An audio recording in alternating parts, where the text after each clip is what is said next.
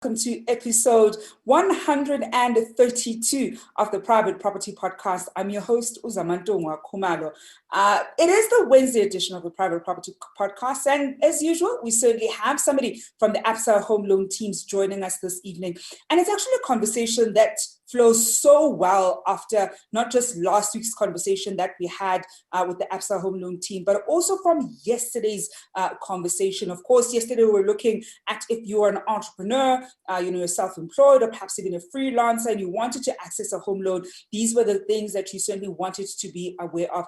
Well, this evening we're looking at what should first-time investors be looking for in a property. So we're really going to be looking at how you even go about looking at a particular property in the event where you're now going into investment property. So you've probably got your first primary residence, and you're now looking into going to investment property. And really this is about understanding this, not just the psyche of what it takes to be a property investor, but the step-by-step tools, essentially, that you're going to need in order to be successful on your journey. Of course, if you're watching us on Facebook, YouTube, Instagram, or on our Twitter page, welcome to the Private Property Podcast. I know that the Top Fan Gang on Facebook is probably gathering already. I see that we're already starting a really great Top Fan Gang on YouTube as well. I'm certainly loving that love. We're going to have to see who's going to come up tops on Instagram. I think the ringleaders on Instagram aren't quite clear yet, so we're going to give Instagram an opportunity to have a few ringleaders who emerge. You already know the usual suspects on Facebook, and of course, I'm sure a lot of you at home are looking forward to unpacking this evening's conversation. If you're a property investor, we love hearing from you. So I want to hear from you this evening if you're already investing in property, around some of the things that you had to come to terms with the first time you went into investment properties. Probably stuff that you didn't realize you're going to have to know, either about investing in property or even about yourself as an investor, and things that you've been able to carry on through the years in your investment property journey. And of course, to help us better understand how we can look out for certain things and make sure that we are best equipped in order to manage our property investment journey, I'm joined by somebody who needs no introduction here on the Private Property Podcast, and that is, of course, Miguel Martins, who's a portfolio manager of investors at Absa Home Loans. Good evening, Miguel, and thank you so much for joining us. Zama, thank you so much for having me. It's so good to see you again, and so great to be here. It's always so great speaking to you, Miguel, because we always get the both of both worlds, right? You've got the banker and the property investor. So you're not just speaking sort of as one every time we have a conversation with you, because you understand what the financial institutions look for, but you also fundamentally understand the property investment world and what goes through a property investor's mind, and almost the day-to-day, I'll say, ups and downs of property investing. So it's always great to be able to get a banker who also actually has hands-on experience, because sometimes you tend to get bankers who are all about banking, and that's pretty much what they do day in and day out, and they don't quite have their hands dirty when it comes to investing in property. And I think perhaps let's start with, when you're looking at if certain people at home who are looking to invest for the first time into property, what are some of the key things that they should be looking at and considering? Because I'm sure a lot of people now are at that stage, certainly if they're watching the Private Property Podcast, where they've gotten a good sense of some of the fundamental important things like their credit score, and they've now got that on lock. Maybe at the beginning of lockdown, the finances weren't so great, but now they're great. They've probably been saving up. But let's look at some of the key aspects that we should be considering when we look into investing in property. Yeah, no, great, Sam. And I was actually having this conversation with I two conversations yesterday with different groups of investors. And it was two investors in the morning and a group of 6 investors in the evening. And in the morning, it was first-time investors, and they had reached out to me. They're Absa customers, and I said, "Look, we're looking for a first to buy a first property," and they were full of. They saw these low interest rates, what they couldn't afford less than a year ago. Now they were in the market, and they'd come through lockdown. They were quite secure in their jobs, and they say, "Okay, I've got the affordability. Off we go. Can you give us some pointers?" And that was quite different when I had the conversation in the evening. And these were more mature investors, a couple of properties under the belt, a couple of deals, been around a bit. And And although optimistic and definitely out there looking for great deals to grow their portfolios, they were definitely a lot more analytical and considered in their approach. They were thinking hard, because I think they're at a point where they're starting to grow a portfolio. They don't want to put that at risk, and they definitely note that they definitely do see the risks. So I think it's, investors wear those two different hats. And I think as a first-time investor, you definitely want to look at maybe another investor who's been in property investment for some time, and you definitely want to ask, why are they taking a second, maybe a third look at a property before they sign on that dotted line. But to answer your question, I think first and foremost, an investor needs to answer the question: what is their strategy? What is their intent? I think as a property investor, you have one of two things you're going to do. You're either going to buy property to get capital growth. So I'm buying at 700,000 and I'll want to sell at 800,000 within a short amount of time. And one way to do that is to flip, is to buy, renovate, and then sell for a higher price and make a profit. The second strategy is to achieve rental income. So I'm buying a portfolio. I want to grow. I want to play the monopoly game. I want to accumulate a lot of green little houses, and I want to make a bit of net rental income of each house, and eventually have a portfolio of properties giving me a nice diverse set of rental income. So you either an investor that's going for the capital growth, or one that's going for rental growth, and I think you got to decide which one of those. And sometimes it's both. But I find most investors, the best investors, pick one and they focus on that, and they do the other one when there's a nice opportunity.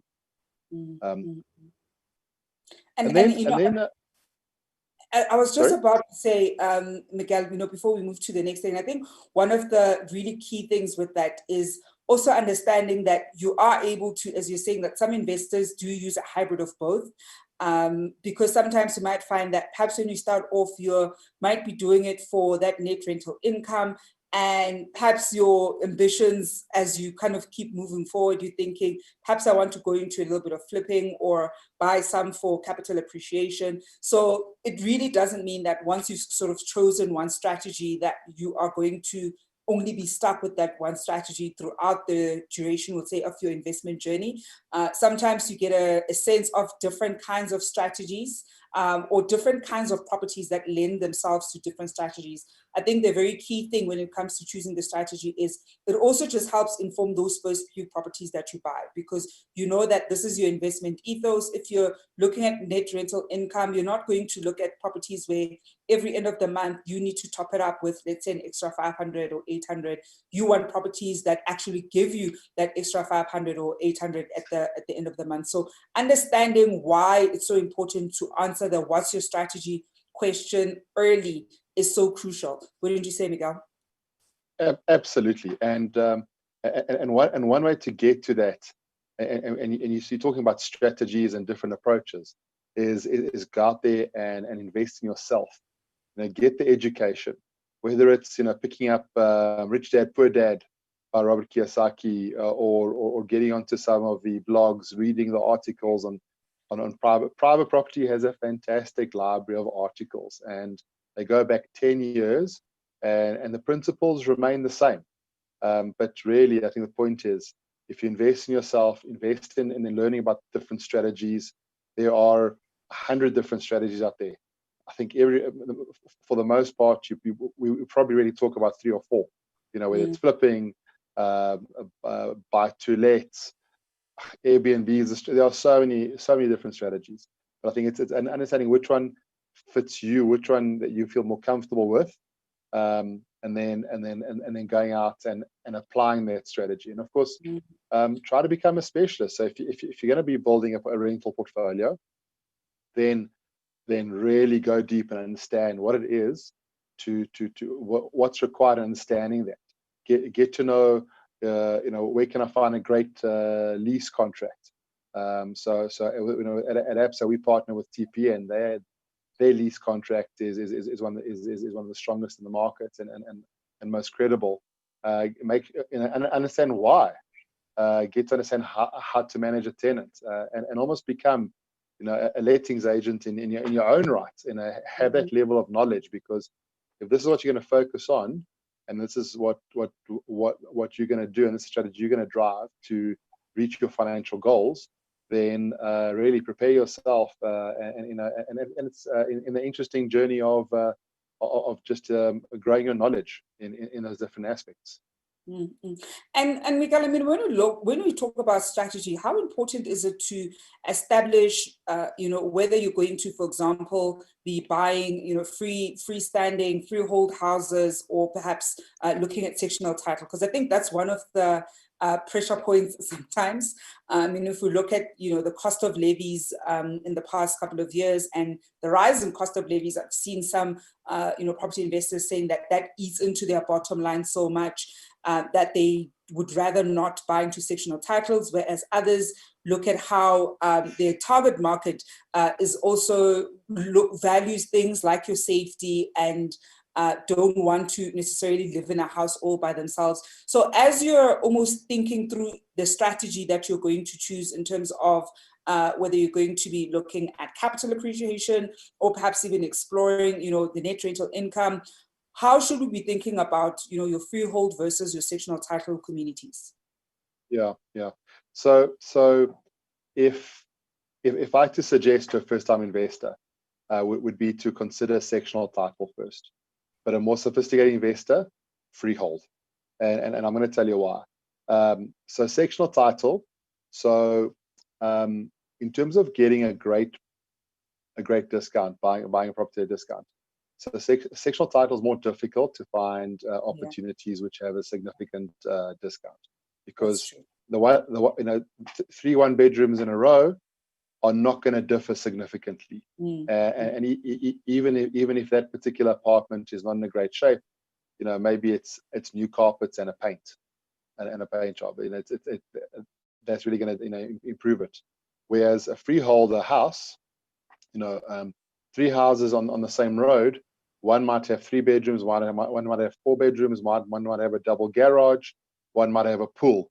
There's a lot on a freestanding property which can differentiate the price. But there's also a lot that can decrease the price, and maybe that's where investors can find bargains. The real difference comes in when you get to managing it. And if you're looking at a rental portfolio, or growing a rental portfolio, you want to look at that at the long-term rental.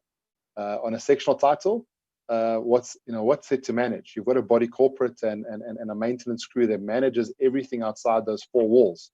You just got to ensure that your apartment is painted out, and that every so often there's a plumbing or electrical issue, but everything outside is managed by someone else, and that's why you pay those levies, right?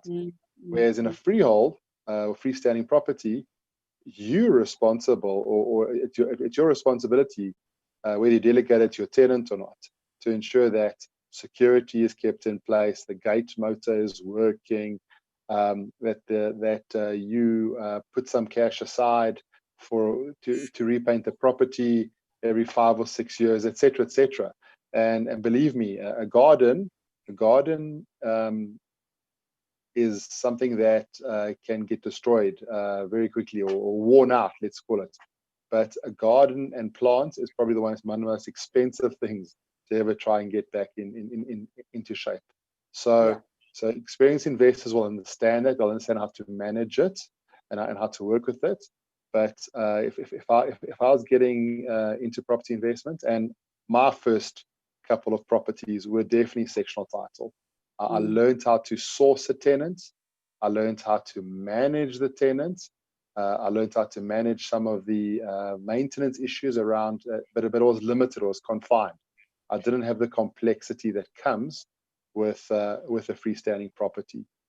But definitely that's my that'd be my second question. After I decided my strategy, okay, am I doing a sectional title, or am I doing freestanding houses? And I think I actually love that you say you, as a newcomer property investor, you probably want to look at sectional titles first. I also cut my teeth in sectional titles, and there's quite a lot of learning, even, getting on the trustees, becoming one of the trustees, and even understanding then how the complex or the estate is run becomes so crucial even in your learning journey. So even if you're doing it for 1 year, perhaps you don't want to do it for a long period of time for the subsequent years, but really getting the gist of the approval process, the relationship with the managing agent, especially if you know that you're going to be playing a very active role in investing in property. You certainly do learn quite a lot. And you also take off a pressure from yourself at the early stages, because if you hold any number of things can go wrong and it's all on you. Whereas with sectional title, other people are sorting out all those sorts of things. And you're essentially, learning about other aspects of being a property investor. So as Miguel is saying, you're certainly understanding how to source the tenant, the relationship with the tenant. I know that one of the big things that Miguel emphasizes, certainly in the beginning stages, is to do the tenant sourcing and managing yourself. The moment you probably have a few more properties and your schedule is crazy, then you can start outsourcing that, because you really do learn quite a lot from doing that stuff early on. So even when you now start looking for that managing agent that you're going to be working with to manage your portfolio, you know what to ask them because you've done it yourself. So you really do get really great insights when you manage certain aspects early on. And at those stages, you're probably just doing one property. You don't have to be doing 5. We all start off with that 1 property or 2 properties. And so the amount of work you need to do actually isn't a lot. You tend to find a lot of it is pretty much the same every month. So you don't need to, stress too much about it. I want us to go for a quick break, and when we come back, we're going to be taking your questions and comments at home. If you're a first-time, investor, perhaps this year was the first time that you bought that investment property, do share with us how that journey has been. I see that we've got comments and questions from our various social media platforms. We'll certainly be attending to them just after this break.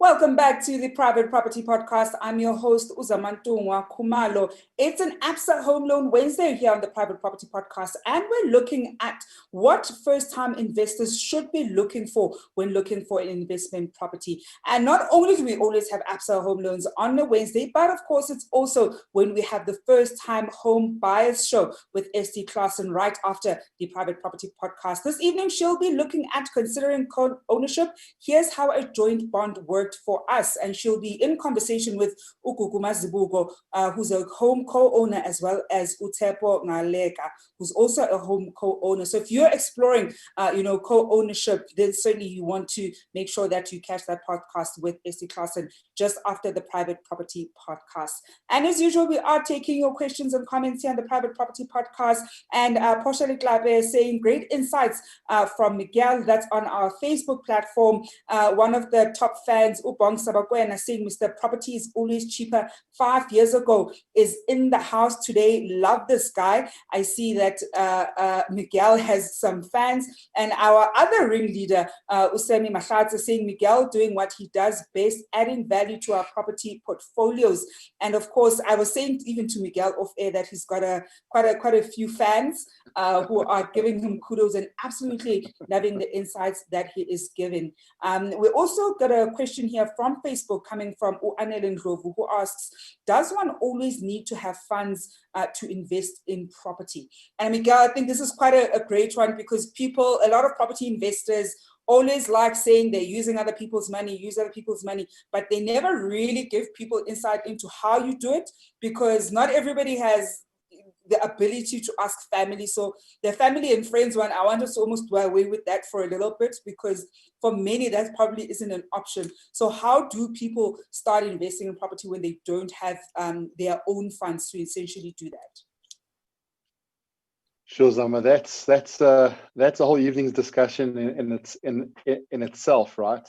And I, I think most first-time investors, their biggest challenge is, they're just putting those funds together.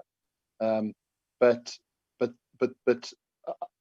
want to give you a different thought on that. Is that you're starting a business, and you're going to have certain business practices once that business is running, and that's managing money, managing cash flow, managing your tenants, ensuring that they're paying you every month, putting some money aside for those eventualities, because whether it's a sectional title and it needs to be painted out every couple of years, every 3 or 4 years is kind of what I'd say. You probably want to be painting out your apartment, or whether it's a freestanding property where you probably need to have a bigger fund, because things do require maintenance, things do require repairing. Saving, I think, for an investor and having that pool of savings is something that we must get used to. So I also want to suggest that if you are going to find a good price property, it's because there's something wrong with the property. Either you found a property that needed to be painted and no one else wanted it, or you walk into this apartment and there are holes in the carpets and people are just walking out because they just don't see the opportunity. But the property is going for 40,000 Rand less than the same apartment next door. With some homework, you know that to retail a 80 square meter property, if you're going to do the whole thing, is probably going to cost you, I'm going to hazard a guess, 20 to 25,000 Rand, but you're getting a 40,000 Rand discount. So immediately, but you need cash for that. So not only are you improving your own property, but you're creating value, but now you've got almost a almost new property to actually then market to your tenants. So I think when people say I've got no funds, I think really look hard. There are various strategies, and this is where some of the learning comes in, where you can do property deals where there's no money down, and really look at those as a strategy to actually build your cash resources, because that's when once you got those cash resources, that's when you can take advantage of some of those deals.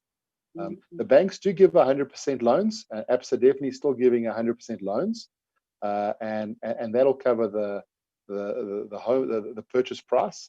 You will still be required to often to pay the transfer fees.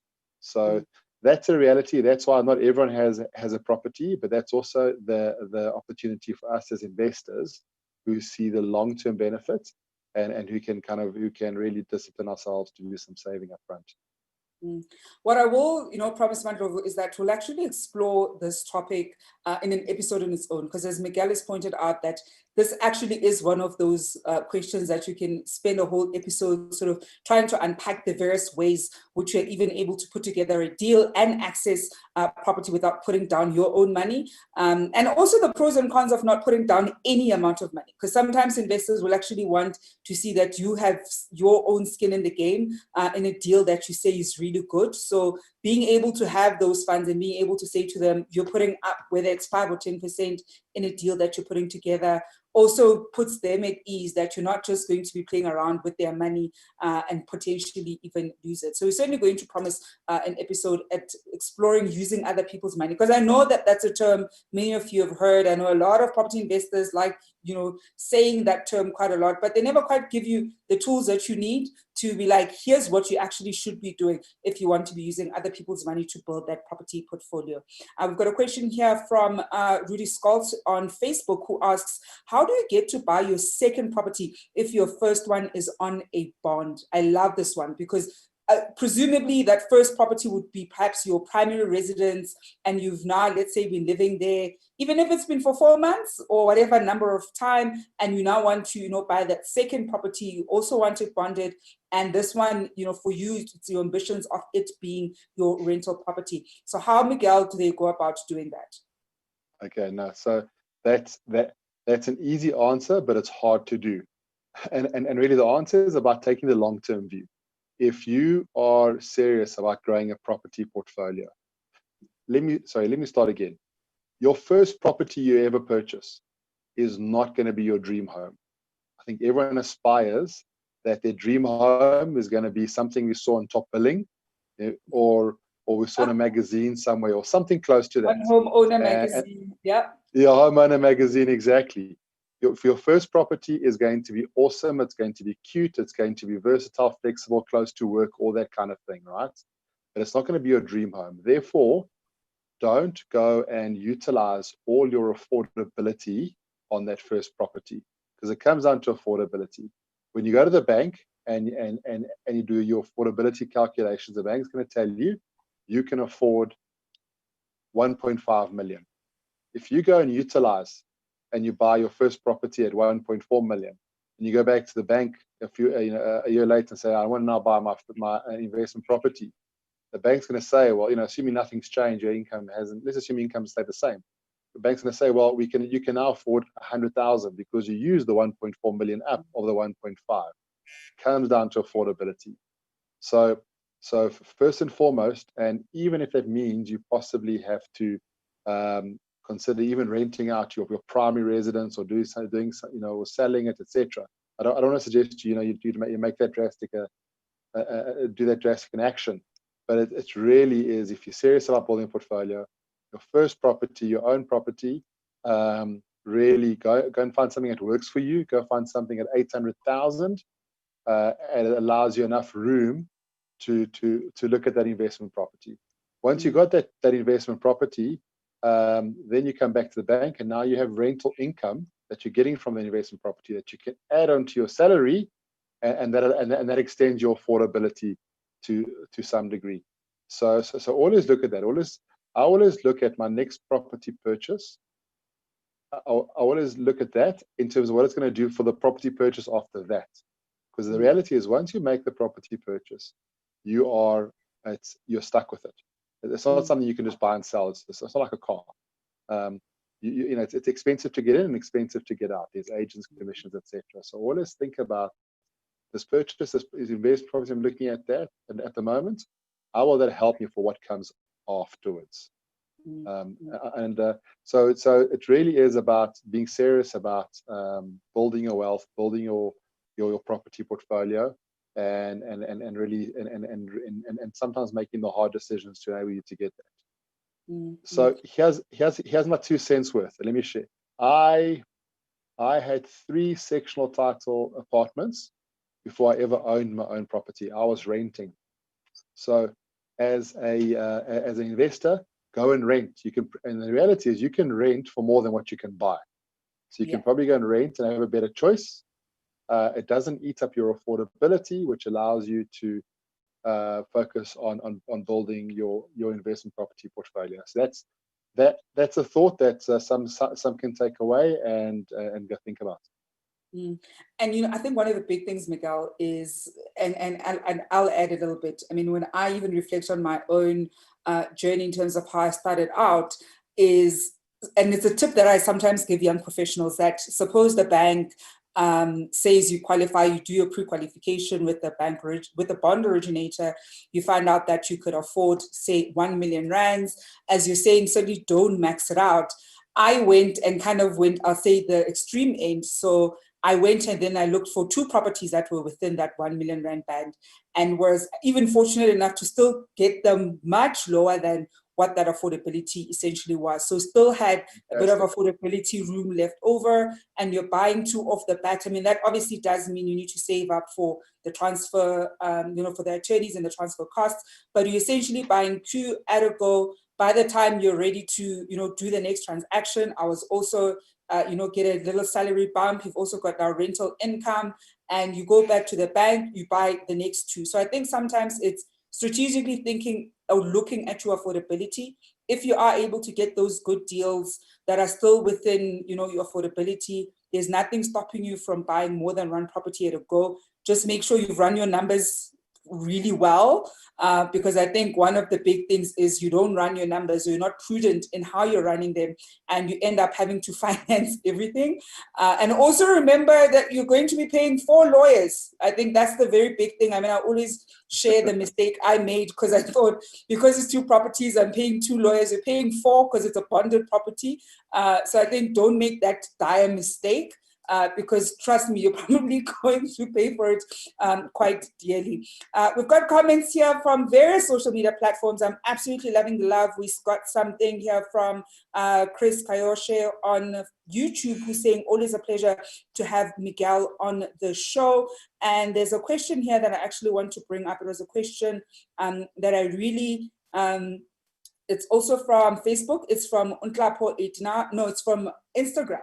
From Untlapo891, who says, if you've bought your first property to let, after how long would you advise is the best time to buy the second property? Sure. So let's assume that this isn't an affordability question. Yeah. Okay. So let's assume that affordability is not an issue. You've got your first investment property. You could go and buy another one almost immediately.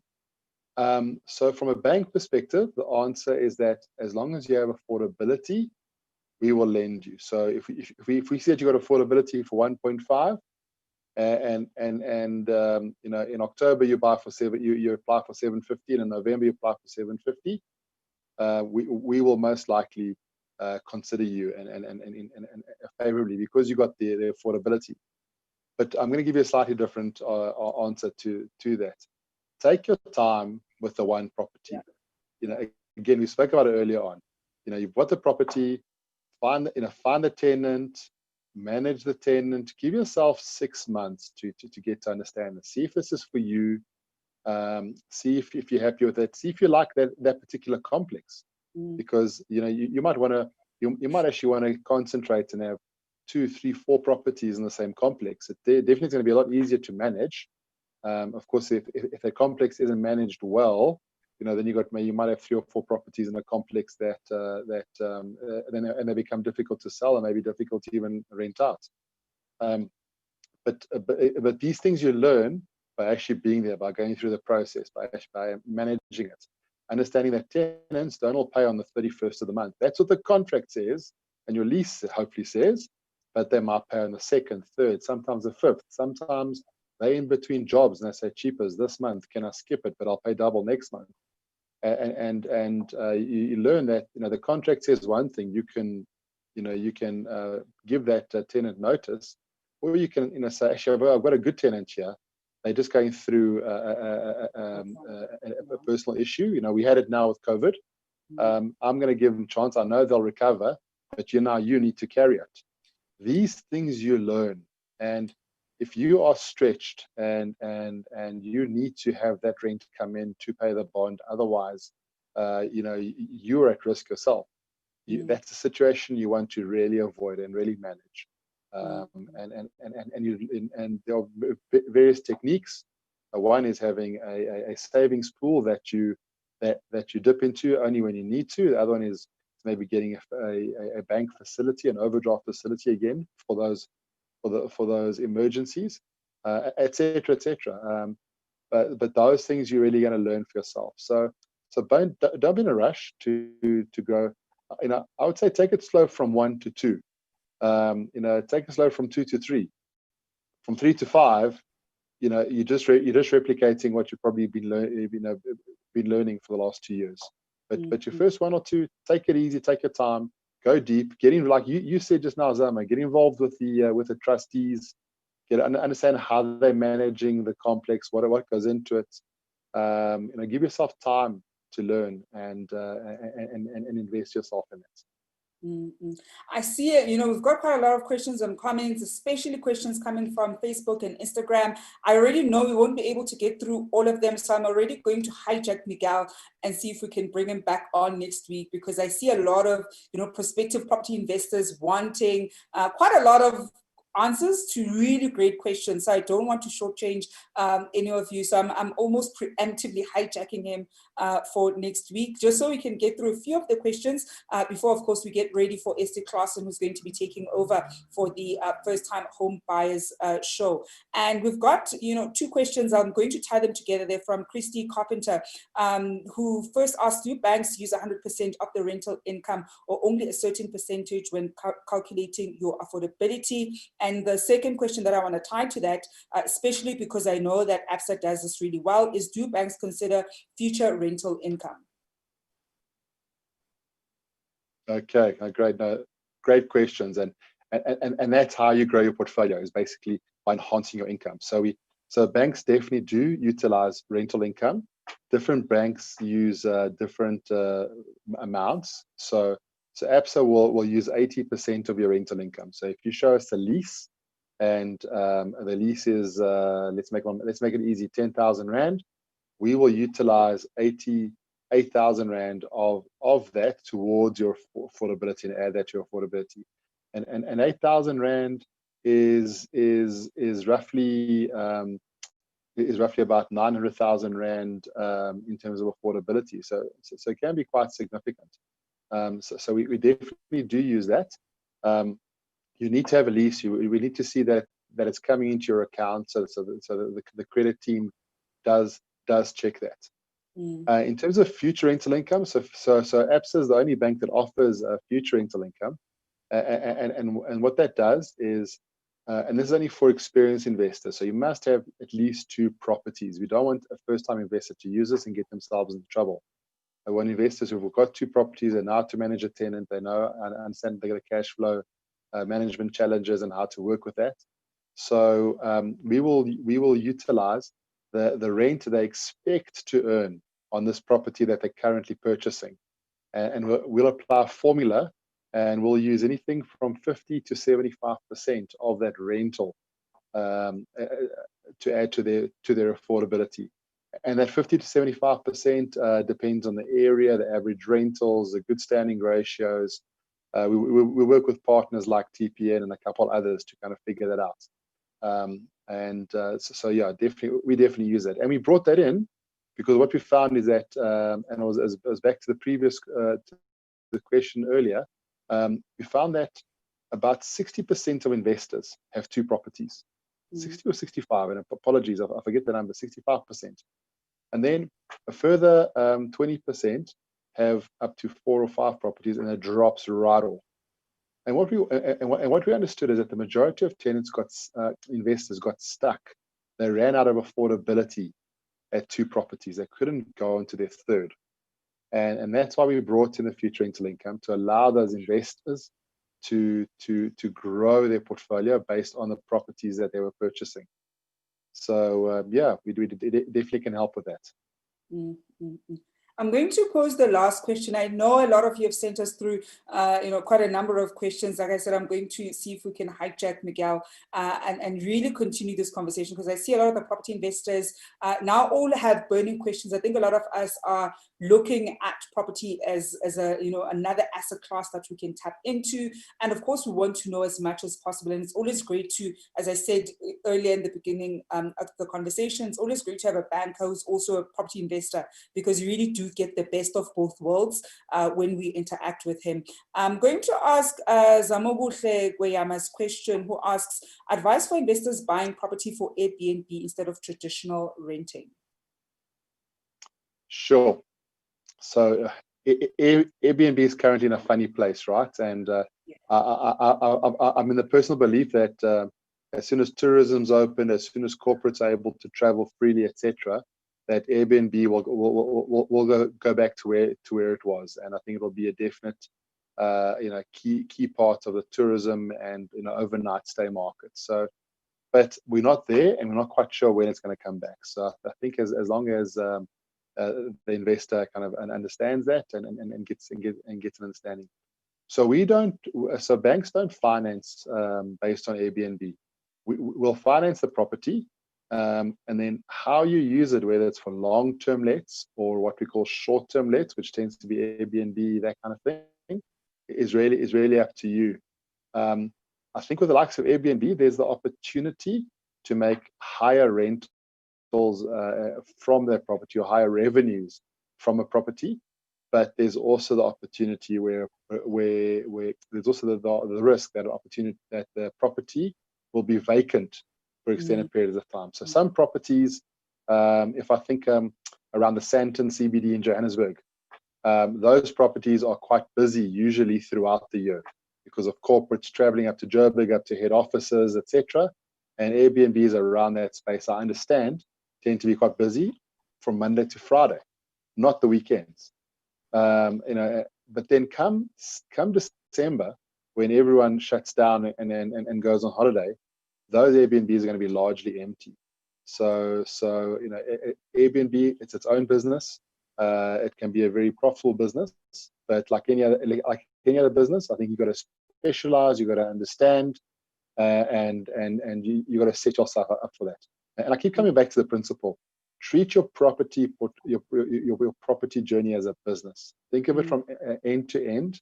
Become a specialist in your chosen strategy, and surround yourself with other investors who are following the same strategy, who you can turn to for advice and experience, and offer your own advice and experience when you can.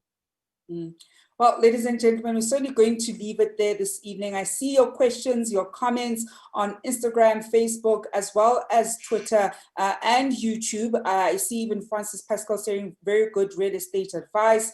I know that we couldn't get through everybody's questions and comments. We're certainly going to make sure that we bring Miguel back, because this is one of those things that as property investors, we always want to get better insight over, especially because you want to get the basics right early in your journey, because it becomes so much easier to scale your portfolio when you did the right things the first time around and didn't have to pay the price, I think, earlier on in your journey. And it can be so rewarding. I think when you get the basics right, it really can be such a rewarding journey. Miguel, we're going to leave it there this evening. Thank you so much for joining us.